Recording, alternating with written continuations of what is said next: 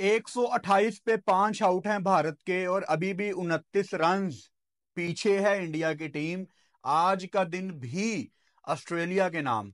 शुरू में बैटिंग करते हुए सारा काम ट्रेविस हेड ने तमाम किया और बाकी जो थोड़ी सी कसर रह गई थी वो ऑस्ट्रेलिया के बॉलर्स ने आके पूरी की। यानी अगर हम ये कहें कि आज का दिन भी ऑस्ट्रेलिया के नाम रहा है और ऑस्ट्रेलिया इस टेस्ट मैच में एक विनिंग पोजीशन में है, तो शायद हम गलत नहीं होंगे। सबसे पहले आपके सामने एक ग्राफिक मौजूद है, आप देखें ट्रेविस हेड कितना कंफर्टेबल फील करते हैं जब भी वो इंडिया के खिलाफ खेलते हैं।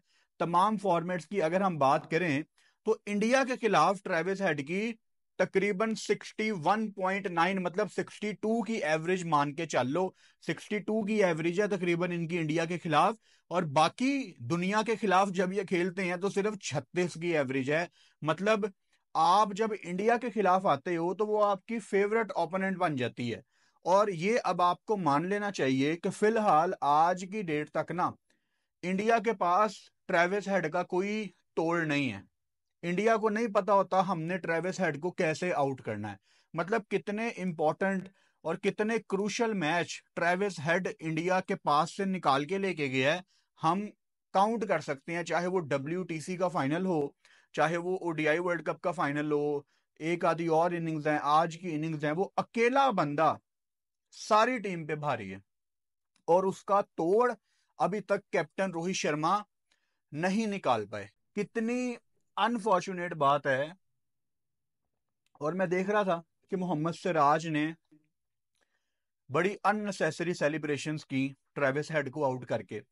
ये ऐसे ही है कि एक बंदे को गोली लग गई हो और डॉक्टर उसके अंदर से गोली निकालने की कोशिश कर रहा है, बंदा मर गया है और उसके बाद गोली निकाल के डॉक्टर खुश हो रहा है कि मैंने गोली निकाल ली, मैंने गोली निकाल ली। भाई डैमेज हो चुका था। ट्रेविस हेड इतनी लीड देके 141 बॉलों पे 140 करके मैच तकरीबन अपनी गिरफ्त में लाके साइड पे होके निकल गया था और सिराज ऐसे सेलिब्रेट कर रहा था। कल इसने वो लबुशेन को बॉल भी बड़ी गलत थ्रो की है। तो अग्रेशन मजा आता है लेकिन अननेसेसरी अग्रेशन वो समझ नहीं आता। तो मेरा ख्याल है सिराज को जरा समझाने की जरूरत है कि मियाँ जी जरा इजी हो जाएं।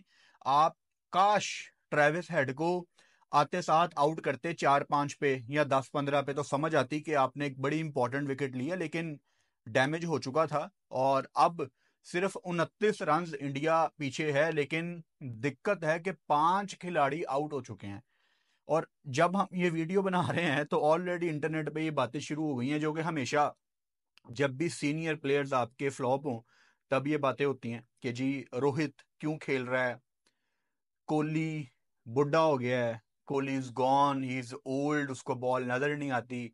ये सारी बातें कहाँ पे थी जब पर्थ में कोहली ने 100 किया था। देखो, एक तो आपको याद होगा वो जो मिचेल स्टार्क ने नो बॉल कर दी, रोहित शर्मा का वो इनसाइड एज लगा हुआ था, वो मुझे पता है, लेकिन अंदर आती बॉल उनको तंग करती है। और जैसे रोहित शर्मा मैदान में बैटिंग करने आए हैं ना, ऐसे लग रहा था जैसे मोराल उनका गिरा हुआ है। मतलब he was not looking a very proactive player जो कि उनको होना चाहिए। और मैं एग्री करता हूं कि रोहित ने बहुत बड़ी कुर्बानी दी है, वो अपनी जगह छोड़ के ऊपर से नीचे बैटिंग करने आया है।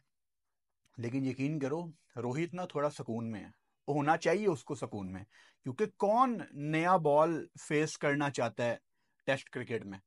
ये बॉल जितना पुराना होगा ना उतना आसान होगा बैटिंग करना। तो रोहित के लिए तो एक आइडियल सिचुएशन है कि वो नीचे आके रन्स करे। और जाहिर बात है रोहित शर्मा रन्स करे या ना करे, उनकी बल्लेबाजी जब तक नहीं आती तब तक ऑपोजिशन कप्तान के माइंड में और उनकी टीम ये सोच रही होती है कि यार अभी रोहित शर्मा रहता है because he is a big player, लेकिन उसका फायदा वो नहीं उठा सके। शुरू से शुरू करते हैं। रन्स अगर इंडिया सिर्फ 180 करेगी पहली इनिंग्स में, तो फिर आप दुआ ही करें कि पर्थ जैसी परफॉर्मेंस हो जाए जो कि अनबिलीवेबल है। हर दफा वो वैसी साझेदारी नहीं लगती, हर दफा वैसी बॉलिंग नहीं होती। वो एक वन ऑफ परफॉर्मेंस होती है जो कि कभी कभार टेस्ट क्रिकेट में, वनडे क्रिकेट में, बड़ी क्रिकेट में आ जाती है, लेकिन वो हर दफा नहीं आती। 180 करके एडिलेड की ऐसी विकेट जहां पे बैटिंग करना चाहो तो बैटिंग होती है। इंडियन प्लेयर अपनी गलतियों पे आउट हो रहे हैं, उस पे हम अभी आते हैं बाद में। लेकिन 180 करके आपने बड़ी हद तक खुद को मैच से पहले ही निकाल दिया था। और ऑस्ट्रेलिया से यार आपने 337 रन करवा दिए। आप वो ट्रेविस हेड की बारी को निकाल दो, लबुशेन की बारी को निकाल दो, छोटा सा कैमियो मैक्सवेनी को निकाल दो, तो क्या किया ऑस्ट्रेलिया ने? कुछ भी नहीं। यानी आप दोबारा इस टेस्ट मैच में अंदर आ सकते थे। वो देखने को तो 4 विकेटें सिराज ने भी ली, लेकिन 4 विकेटें बुमराह ने भी ली, लेकिन वो क्लास जो पर्थ वाली थी वो नजर नहीं आई। सीधी सी बात है। एक वो जो इफेक्टिव बॉलिंग होती है ना, कि आप अच्छी लेंथ पे बॉल कर रहे हो, आप बैटर को आउट कर रहे हो, तो वो रन्स बहुत ज्यादा इंडिया ने करवा दिए, कंसीडरिंग कि सिर्फ आपने 180 आपके पास पीछे स्कोर है। उसके बाद ऑब्वियसली जब आप बैटिंग करने आते हैं दूसरी इनिंग्स में, तो ऑनेस्टली मुझे यशस्वी जायसवाल की बैटिंग देखते हुए बड़ा मजा आ रहा था। थोड़ा सा उनका वो पेचा लगा हुआ था, मुकाबला लगा हुआ था मिचेल स्टार्क के साथ। मिचेल स्टार्क भी इंजॉय कर रहे थे, यशस्वी भी इंजॉय कर रहे थे, और कहीं ना कहीं यशस्वी ने अपनी शॉट्स खेलना शुरू कर दी थी। केएल राहुल चलो नहीं रन्स कर पाए, लेकिन जो उन्होंने किया पर्थ में, मेरा नहीं ख्याल उनकी ओपनिंग की जगह आप एक आधे मजीद टेस्ट मैच से पहले आप छेड़ सकते हो।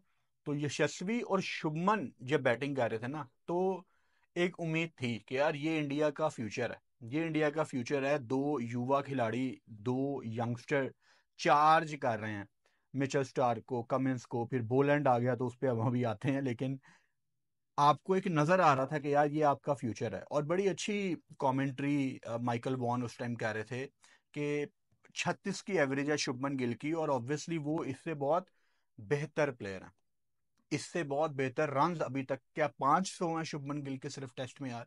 इससे बहुत बड़ा प्लेयर है शुभमन गिल, और ये स्टैट्स उनके टैलेंट को डेफिनेटली जस्टिफाई नहीं करते। इन दोनों की बैटिंग देखने का इसलिए भी मजा आ रहा था कि दोनों रन्स के पीछे जा रहे थे, पॉजिटिव क्रिकेट खेल रहे थे। यशस्वी ने तो बड़ी खतरनाक शॉट्स खेलने की भी कोशिश की, लेट कट वगैरह जिसमें एज वगैरह लगते हैं, लेकिन उनकी शॉट्स लग रही थी, मतलब वो चार्ज करना चाह रहे थे। तो ऑस्ट्रेलिया में जब आप चार्ज करें तो उनको भी पता लगता है कि सामने वाला खेलने आया। जैसे वो ऋषभ पंत ने ऑब्वियसली आते साथ ही चार्ज किया, बोलैंड बिल्कुल ही सरप्राइज हो गए। सो जी जो बॉल पड़ गई ना यशस्वी जायसवाल को बोलैंड की आते साथ ही पहली बॉल, उसको कोई कैसे खेले? मतलब it is the perfect ball. उसको कोई कैसे खेले? इतना अच्छा बॉल है कि आपको बहुत ही कोई, या तो आप उसको छोड़ दें, लेकिन वो लाइन ऐसी है कि आपको, आप खेलने के लिए चले जाते हैं। देखें ये आपके और मेरे लिए यहाँ पे बैठ के कहना आसान है कि यार वो छोड़ देता, लेकिन शायद वो कहीं ना कहीं छोड़ने वाली बॉल नहीं थी।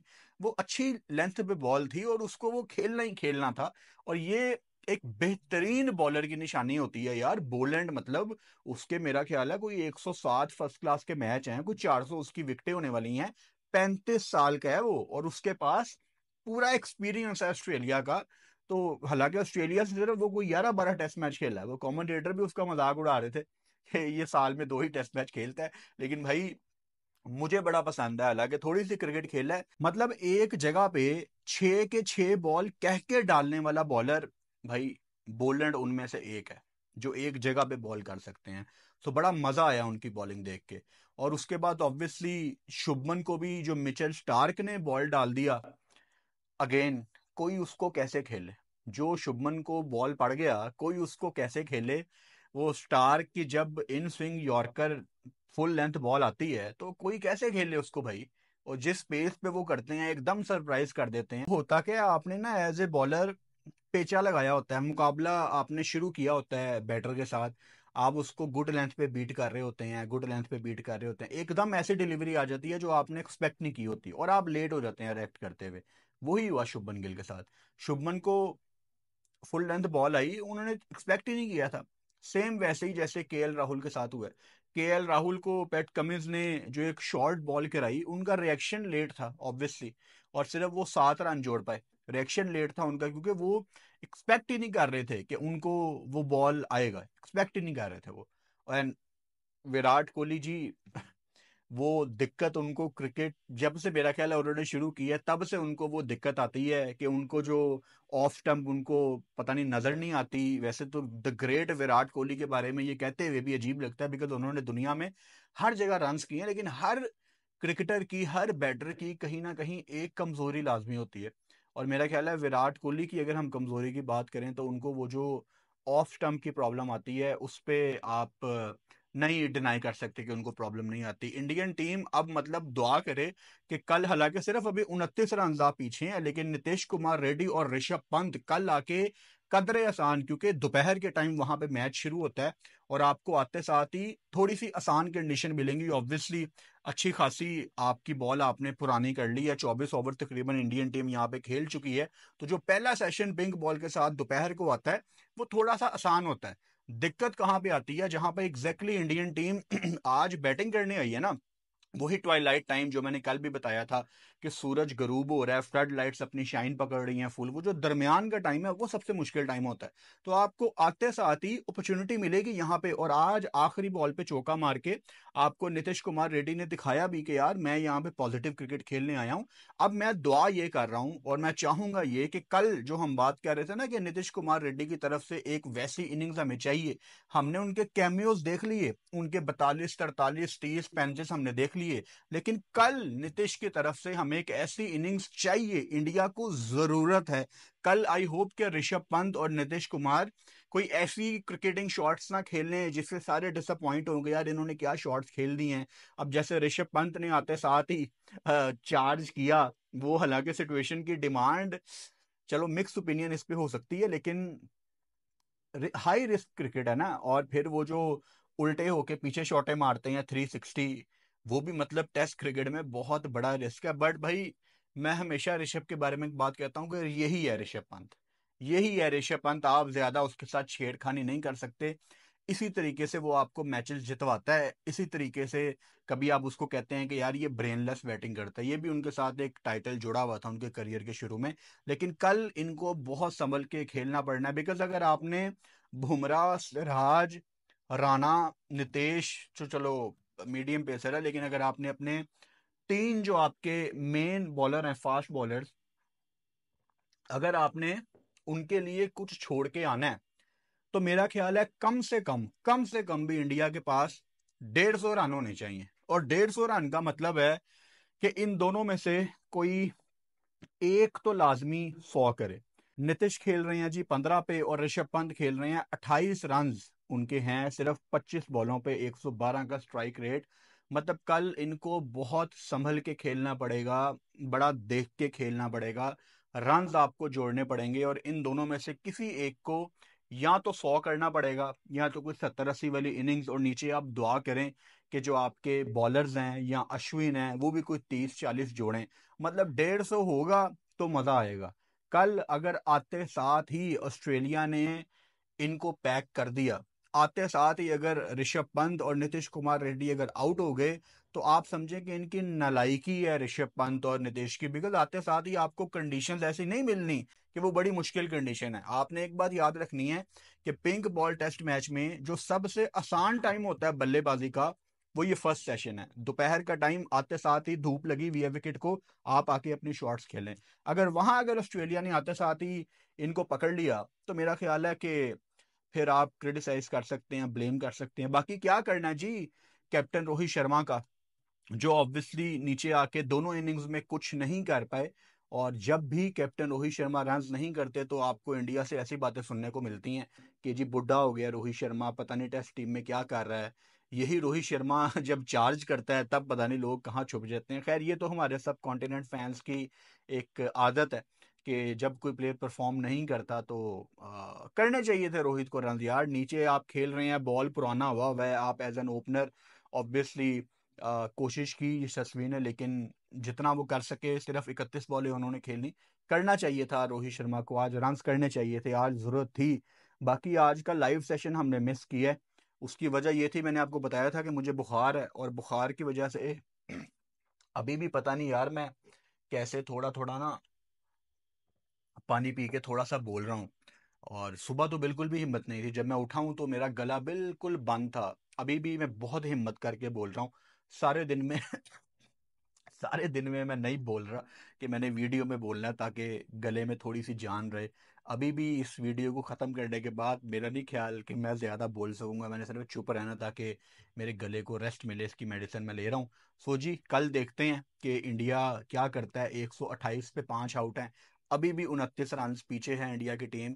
क्या स्ट्रेटजी होनी चाहिए इंडियन टीम की, मुझे कमेंट बॉक्स में लाजमी बताओ।